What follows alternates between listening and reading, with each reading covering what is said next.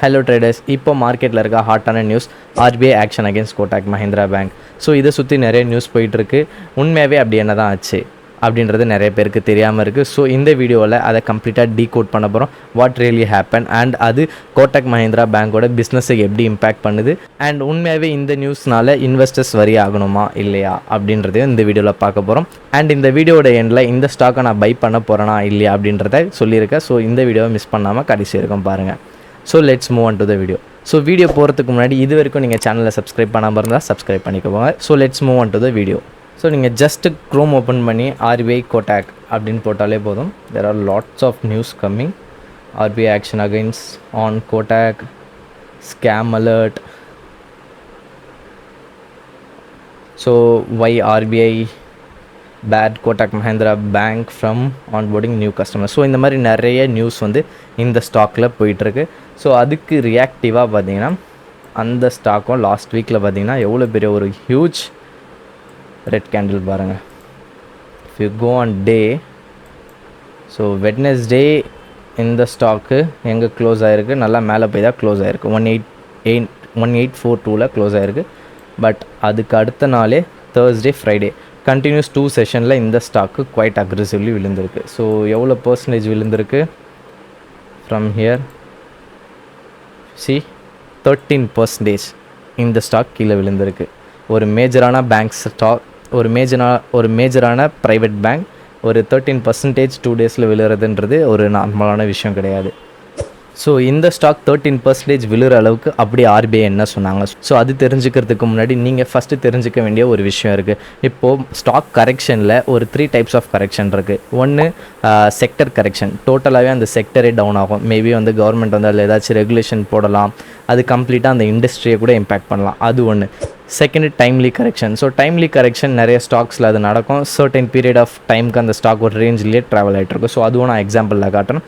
Third பார்த்தீங்கன்னா fundamental correction. உண்மையாகவே அந்த ஸ்டாக்கோட பிஸ்னஸ் இம்பேக்ட் ஆகிருக்கும். ஐ மீன் மேபி அந்த ஸ்டாக் வந்து புவராக ரெவென்யூ ஜென்ரேட் பண்ணலாம், ஒரு ப்ராஃபிட் வந்து கம்மியாகிட்டே போகலாம், அவங்க வந்து கரெக்டாக ஆப்ரேஷன் நடத்தாமல் இருக்கலாம். இந்த மாதிரி கம்பெனியோட ஃபண்டமெண்டல் இம்பேக்ட் ஆனால் ஃபண்டமெண்டல் கரெக்ஷன் நடக்கும். Fourth sentimental correction. ஸோ இந்த மாதிரி 4 டைப் ஆஃப் கரெக்ஷன் இருக்குது. பட் இப்போ கோட்டாக்கில் என்ன மாதிரி ஒரு கரெக்ஷன் நடந்திருக்கு அப்படின்னு தெரிஞ்சுக்கணுன்னா அதுக்கு ஃபஸ்ட்டு ஆர்பிஐ என்ன சொல்லியிருக்காங்க, எக்ஸாக்டாக என்ன சொல்லியிருக்காங்க, அது என்ன மீன் ஆகுது அப்படின்றத நம்ம அண்டர்ஸ்டாண்ட் பண்ணுறது ரொம்பவே முக்கியம். So let's analyse what RBI really set. So RBI really என்ன தான் சொல்லியிருக்காங்க. RBI said it found serious deficiency and non-compliances in IT inventory management, patch management, change management and user access management. Okay. So இதிலேருந்து என்ன தெரியுது, இதில் வந்து RBI வந்து fraud, இதில் வந்து ஆர்பிஐ கோட்டாக் வந்து ஃப்ராட் பண்ணியிருக்கு இல்லை ஸ்கேம் பண்ணியிருக்கு அப்படின்ற எந்த ஒரு டேர்முமே இல்லை. இது நல்லா பார்த்தீங்கன்னா இது நல்லா கவனித்தா உங்களுக்கு தெளிவாக புரியும். நிறைய பேர் ஐடி இண்டஸ்ட்ரியில் இருந்திருந்தீங்கன்னா உங்களுக்கு இது பார்த்தோன்னே உங்களுக்கு புரிஞ்சிருக்கும். பட் டோன்ட் வரி, நான் எக்ஸ்பிளைன் பண்ணுறேன். பேசிக்காக இது என்னென்னா, இப்போது எல்லா கம்பெனிஸுமே வந்து எல்லா பேங்க்ஸ், ஈவன் ஒரு ஸ்மால் கம்பெனிஸ் கூட கஸ்டமரோட டேட்டாவை வந்து செக்யூர்டாக சேவ் பண்ணி வச்சுருப்பாங்க. அண்ட் பெஸ்ட் ப்ராக்டிசஸ்னு நிறைய இருக்குது. ஸோ அவங்க ஸ்டோர் பண்ணுற டேட்டாஸ்க்கெலாம் வந்து நிறைய சர்வர்ஸ் இருக்கும், அதுக்கு நிறைய பேட்ச் பண்ணணும், இந்த மாதிரி நிறைய செக்யூரிட்டி த்ரெட்ஸ்லாம் இருக்கும். அதெல்லாம் வந்து கம்ப்ளைண்ட்ஸ். ஸோ அதுக்கெலாம் செட் ஆஃப் ரெகுலேஷன்ஸ் அண்ட் கம்ப்ளைண்ட்ஸ்லாம் இருக்குது. அதெல்லாம் வந்து நீட்டாக மேனேஜ் பண்ணுவாங்க. பட் ஆர்பிஐ என்ன சொல்லியிருக்குன்னா, கோட்டாக் இந்த காம்ப்ளைண்ட்ஸ்லாம் வந்து அப் டு த ஸ்டாண்டர்ட் வச்சில்ல, அதனால தான் வந்து இந்த ஆக்ஷன் அவங்க மேலே எடுத்திருக்காங்க. இதனால் வந்து new customers, mobile banking, net banking, இதெல்லாம் வந்து நியூ கஸ்டமர்ஸ் வந்து இந்த காம்ப்ளைண்ட்ஸ்லாம் இவங்க ஃபஸ்ட்டு ஆக்ஷன் எடுத்து கம்ப்ளீட் பண்ணணும், அதுக்கப்புறம் தான் நியூ யூசர்ஸ்லாம் எடுக்கணும் அப்படின்னு ஆர்பிஐ சொல்லியிருக்காங்க. பிகாஸ் ஆல்ரெடி இருக்கிற யூசர்ஸோட டேட்டாவே வந்து நீங்கள் செக்யூர்டாக வச்சில்ல, ஸோ அதில் நீங்கள் எப்படி புது கஸ்டமர்ஸை வந்து ஆன்போர்ட் பண்ணுவீங்கன்றதுக்காக ஸ்டாப் பண்ணி வச்சுருக்காங்க. பேசிக்காக இதுதான் நியூஸ். ஸோ இதுதான் ஆக்சுவல். ஸோ இப்போ ஆக்சுவல் நியூஸ் உங்களுக்கு தெரிஞ்சிருக்கும். இது வந்து பெருசாக வந்து எதுவுமே வந்து இம்பேக்டிங்காக இல்லையே. ஈவன் கம்பெனியோட ஃபண்டமெண்டல்ஸ் கூட நம்ம செக் பண்ணி பார்த்தலாம். இங்கே பார்த்தீங்கன்னா குவார்ட்டர்ஸ் ரிசல்ட்ஸ்லாம் பார்த்தீங்கன்னா ரெவென்யூ கன்சிஸ்டண்ட்டாக க்ரோ ஆகிட்டே இருக்குது. அண்ட் நெட் ப்ராஃபிட்டும் they are making decent profits. Even நீங்கள் வந்து இயர்லி ரிசல்ட்ஸ் பார்த்தா கூட they are in the highest revenue ever made, 53 crore. So இவங்க பண்ணதுலேயே ஹையஸ்ட் ரெவென்யூவில் இருக்காங்க. அண்ட் ஆல்சோ ப்ராஃபிட் இங்கே பார்த்தீங்கன்னா தெரியும், 9 crores, 10 crores, 13 crores, 15, 19, 23 crores.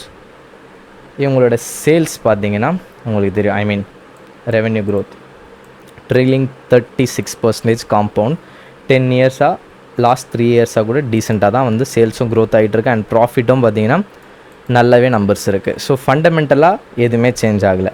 Even cash flow கூட பார்த்திங்கன்னா தெரியும், நத்திங் அலார்மிங், ரைட்? பிகாஸ் இது வந்து ஒரு one of the major private sector bank in India. They are perfectly good in the operational perspective. It's just that இவங்க ப்ராப்பரான IT inventory manage பண்ணலை. So let me ask you this. இப்போ நான் டீட்டெயில்டாக explain பண்ணிட்டேன், அவங்களோட ஃபண்டமெண்டலில் எந்த ப்ராப்ளமும் இல்லை அண்ட் வந்து ஆர்பிஐ என்ன சொல்லிச்சுன்னு. நீங்கள் என்ன நினைக்கிறீங்க, இது என்ன மாதிரியான ஒரு கரெக்ஷன்? நான் சொன்ன அந்த 4 டைப்ஸில் டெஃபினட்டாக இது வந்து செக்டர் கரெக்ஷன் இல்லை. ஏன்னா மேஜராக வந்து எந்த ஒரு ரெகுலேஷனும் ஃபினான்ஷியல் செக்டருக்கோ ஆர் ப்ரைவேட் பேங்க்ஸ்க்கோ வந்து போடலை. செகண்டு, இது டெஃபினட்டாக டைம்லி கரெக்ஷன் இல்லை, I will show you that. Third, இது வந்து ஃபண்டமெண்டல் கரெக்ஷனும் இல்லை. ஸோ ஃபோர்த்து தான் இதுக்கான right answer. It's purely sentimental correction. இவங்க போடுற நியூஸ்னால தான் பீப்புள் வந்து அதிகமாக பேனிக் ஆகி இதை செல் பண்ண ஸ்டார்ட் பண்ணிட்டாங்க. ஸோ அதையும் நான் காட்டுறேன், ஜஸ்ட் மினிட். ஸோ ஜஸ்ட் நீங்கள் போய்ட்டு ஆர்பிஐ கோட்டாக் அப்படின்னு போட்டு நியூஸ் கிளிக் பண்ணாலே போதும். இந்த நியூஸோட ஜஸ்ட்டு சப்ஜெக்ட் மட்டும் படிங்க, ஐ மீன் அந்த headline. RBI crackdowns Kotak, bars onboarding new customer through online and mobile banking. RBI bars issuing new credit card onboarding customer via. And inga parenga, big action against Kotak Mahindra. Lenders stopped issuing credit cards. Even நிறைய இங்கே பாருங்கள், Kotak losses 1.3 billion after RBI's Kotak bank order. So இது எல்லாமே வந்து என்ன create பண்ணால் மார்க்கெட்டில் ஒரு பேனிக் க்ரியேட் பண்ணோம். டெஃபினட்டாகவே நிறைய பேர் இந்த நியூஸ் எல்லாம் பார்த்துன்னு நினைப்பாங்க, ஓகே ஏதோ பண்ணிடுச்சு கோட்டாக் பேங்க், ஸோ அதனால் வந்து மார்க்கெட் வந்து இப்போது செல் பண்ண ரியாக்ட் பண்ண போகுதுன்றதால நிறைய ட்ரேடர்ஸுமே வந்து இதில் இன்வால்வ் ஆவாங்க. ஸோ அவங்களும் நிறைய செல் பொசிஷன் என்ட்ரு ஆவாங்க. ஸோ அதனால தான் வந்து இந்த இவ்வளோ பெரிய ஒரு கிராஷ் நடந்திருக்கு. So what happens next? So next இந்த ஸ்டாக்கில் என்ன நடக்கும்?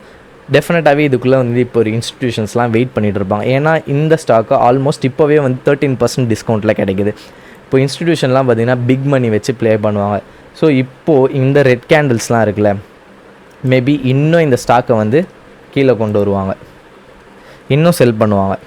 ஸோ நிறைய இன்னும் செல் பண்ணோன்னே என்ன நடக்கும்னா, இந்த இடத்துலலாம் வந்து அகெயின் பொசிஷன்ஸ் வந்து க்ரியேட் பண்ணுவாங்க. இன்ஸ்டிடியூஷன் இந்த இடத்துலலாம் வந்து அகெயின் இந்த ஸ்டாக்கை பைபேக் பண்ணுவாங்க. ஏன்னா இந்த ஸ்டாக் வந்து பைபேக் பண்ணக்கூடாது அப்படின்றதுக்கு எந்த ரீசனுமே இல்லை. ஏன்னா இது ஒரு நல்ல ஆப்ரேஷனான ஒரு பர்ஃபெக்டான பிஸ்னஸ். ஸோ இதுதான் இந்த ஸ்டாக்கில் நடக்க போகுது. அண்ட் நான் வந்து டைம்லி கரெக்ஷன்னா என்ன அப்படின்றது குயிக்காக எக்ஸாம்பிள் பண்ணிடுறேன். Timely correction means just consolidation. இப்போ பார்த்தீங்கன்னா இந்த ஸ்டாக் ஆல்ரெடி ஒரு டைம்லி கன்சாலிடேஷனில் தான் இருக்குது. ஆல்மோஸ்ட் பார்த்தீங்கன்னா இங்கே பாருங்கள், ஃப்ரம் அக்டோபர் 20 4 இயர்ஸாக, க்ளோஸ் டு 4 இயர்ஸாக இந்த ஸ்டாக் ஒரு ரேஞ்சில் தான் இருக்குது. அங்கேருந்து எந்த மூவும் போல் பெருசாக, ரைட்டா? ஈவன் இதுக்கு முன்னாடி இந்த மாதிரி டைம்லி கரெக்ஷன் நிறைய நடந்திருக்கும். இங்கே பார்த்தீங்கன்னா தெரியும், தெர் இஸ் அ ஃபேஸ். இந்த ஃபேஸ் பார்த்தீங்கன்னா ஒரு 1 இயருக்கு இருந்திருக்கு. இங்கே பார்த்தீங்கன்னா இங்கே ஒரு ஃபேஸ். எந்த ஒரு நல்ல ஸ்டாக்குமே ஜஸ்ட் லைக் தட் மேலேயே போயிட்டு இருக்காது. எப்போவுமே ஒரு கன்சாலிடேஷன் ஃபேஸ் இருக்கும், டவுன் ட்ரெண்டும் இருக்கும். ஸோ இங்கே பார்த்தீங்கன்னா ஒரு 1 இயருக்கு வந்து கன்சாலிடேஷன் ஃபேஸ், டைம்லி கரெக்ஷன். அதுக்கப்புறம் என்ன இருக்குது, நல்லா மேலே போயிருக்கு. அகெயின் ஒரு டைம்லி கரெக்ஷன், திரும்பி மேலே போயிருக்கு. அகெயின் நல்லா மேலே போயிருக்கு. இது வந்து அந்த கோவிட் டைமில் வந்திருக்கு கீழே. தென் என்னாச்சு, கோவிட் டைமில் எல்லாருமே பேனிக் செல் பண்ணாங்க. இதே தான் சென்டிமெண்டல் கரெக்ஷன் தான் கோவிடும். எல்லாருமே வந்து இனிமேல் ஸ்டாக் மார்க்கெட்டே இல்லை, லாக்டவுன் போட்டாங்க அப்படின்னு எல்லாருமே செல் பண்ணாங்க. என்னாச்சு நெக்ஸ்ட்டு, இங்கே விழுந்தது என்னமோ 40%. அங்கேருந்து பவுன்ஸ் பேக் ஆனது 96%, ஆல்மோஸ்ட் 100% வந்து அகெயின் இந்த ஸ்டாக் வந்து மேலே வந்திருக்கு. ஸோ இது இப்போது கரண்ட்டாக வந்து ஒரு டைம்லி கரெக்ஷனில் தான் இருக்குது. Not just Kotak Mahindra bank, whole private sector பேங்க்கே பார்த்திங்கன்னா ஒரு டைம்லி கரெக்ஷனில் தான் இருக்குது. ஸோ நெக்ஸ்ட் ஒரு மேஜரான புஷ் வரப்போகிற ஒரு செக்டர் என்னை பொறுத்த வரைக்கும் ப்ரைவேட் செக்டர் பேங்க் தான். I am highly positive on interest rate cut benefit from this. ஏன்னா இந்த இயரோட 3rd or 4th குவார்ட்டரில் இன்ட்ரெஸ்ட் ரேட் கட்ஸ் நடக்கிறதுக்கு சான்சஸ் இருக்குது.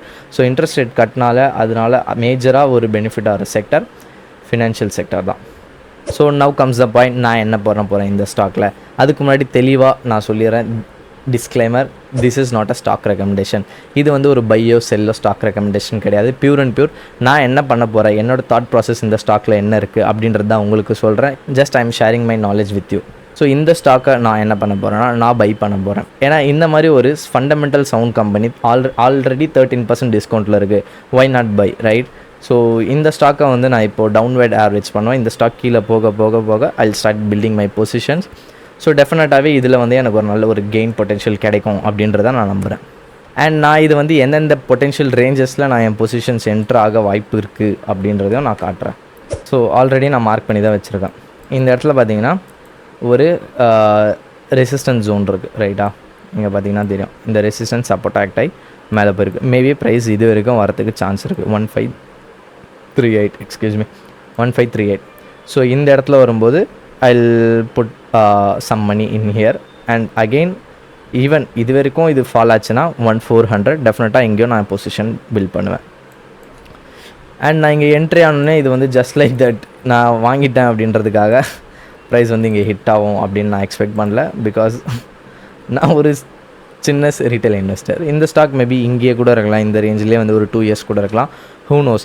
As per my investment thesis இந்த sector I am very bullish on. So I am building my position in here. இது வரைக்கும் நீங்கள் இந்த வீடியோ மிஸ் பண்ணாமல் பார்த்தீங்கன்னா ரொம்ப ரொம்ப நன்றி. ஸோ இந்த மாதிரி ரெகுலரான stock market trading and investing வீடியோஸை தமிழில் தெரிஞ்சுக்கணுன்னா சேனலை சப்ஸ்கிரைப் பண்ணிக்கோங்க. அண்ட் மிஸ் பண்ணாமல் உங்களோட வேல்யூபிள் ஃபீட்பேக்கை கமெண்ட்டில் ட்ராப் பண்ணுங்கள். Thank you guys, see you in next video.